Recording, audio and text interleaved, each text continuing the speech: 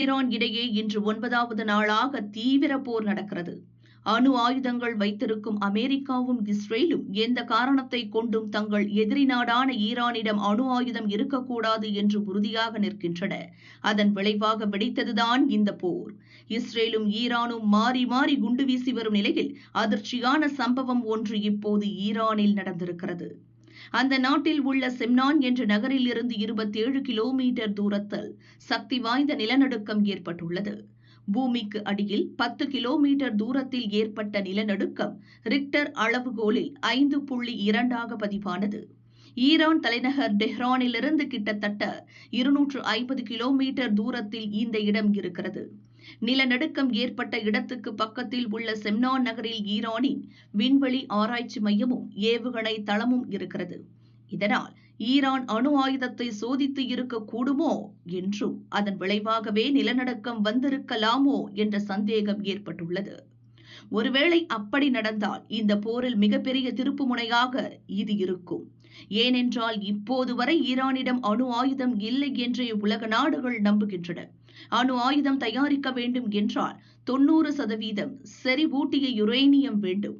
ஈரானை பொறுத்தவரை Natanz, Porto, அரக், Isfahan உள்ளிட்ட இடங்களில் அணுசக்தி கூடங்கள் உள்ளன. இங்கு யுரேனியம் செறிவூட்டுவதற்கான வேலை நடந்து வந்தது. 2023இல் 60% செறிவூட்டிய யுரேனியம் ஈரான் வசம் இருந்தது.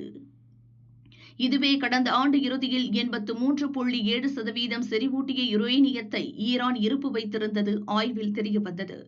இது அணு ஆயுதம் தயாரிக்க தேவைப்படும் 90% செறிவூட்டிய யுரேனியத்துக்கு மிகவும் நெருக்கமான அளவு. எந்த கணமும் ஈரானால் அணு ஆயுதம் தயாரிக்க முடியும் என்று இஸ்ரேல் எச்சரித்தது. எனவேதான் 2024 நவம்பர் மாதமே ஈரான் அணுசக்தி மையங்களை தாக்க இஸ்ரேல் முடிவு செய்தது. அப்போது அமெரிக்க அதிபராக இருந்த பைடன் அதற்கு பச்சை கொடி காட்டவில்லை. இப்போது ட்ரம்ப் சிக்னல் கொடுத்ததும் போரை துவங்கிய இஸ்ரேல் முதலில் அடித்தது ஈரானின் நடான்ஸ் அணுக்கூடம்தான். இதுதான் ஈரானிடம் இருக்கும் மிகப்பெரிய ஆய்வுக்கூடம். இதேபோல் மற்ற ஆய்வுக்கூடங்களையும் தகர்க்கும் வேலையில் இஸ்ரேல் இறங்கியிருக்கிறது. இருப்பினும் போர்டோ அணு ஆய்வு கூடத்தை இஸ்ரேலால் இதுவரை நெருங்க முடியவில்லை. சுற்றி மலைகள் கோட்டை கட்டி நிற்க அதன் நடுவே தரையிலிருந்து 30 அடி முதல் 260 அடி வரை பூமிக்குள் அமைந்திருக்கிறது இந்த மையம். பாதாள குழியில் இருக்கும் போர்டோ அணுக்கூடத்தை அமெரிக்கா வசம் இருக்கும் சக்தி வாய்ந்த பங்கர் பஸ்டர் குண்டுகளால் மட்டுமே அழிக்க முடியும் என்று ரிப்போர்ட் சொல்கிறது. போர்டோ அணுக்கூடத்தில்தான் கடந்த ஆண்டு 83.7% செறிவூட்டிய யுரேனியத்தை ஈரான் வைத்திருந்ததாக ஆய்வுகள் கூறுகின்றன. இடைப்பட்ட காலத்தில் அதை இன்னும் மேம்படுத்தி 90% செறிவூட்டிய யுரேனியத்தை ஈரான் உருவாக்கி இருக்கலாம் என்றும் அதை வைத்து அணு ஆயுத சோதனையை இப்போது நடத்தியிருக்கலாம் என்றும் சந்தேகம் உள்ளது.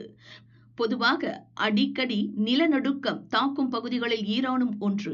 இங்கு பூமிக்கடியில் நகரும் தட்டுகள் இருப்பதால் நிலநடுக்கம் இயல்பான ஒன்று. பொதுவாக ஆண்டுக்கு 2100 நிலநடுக்கங்கள் வரை ஈரானில் ஏற்படும்.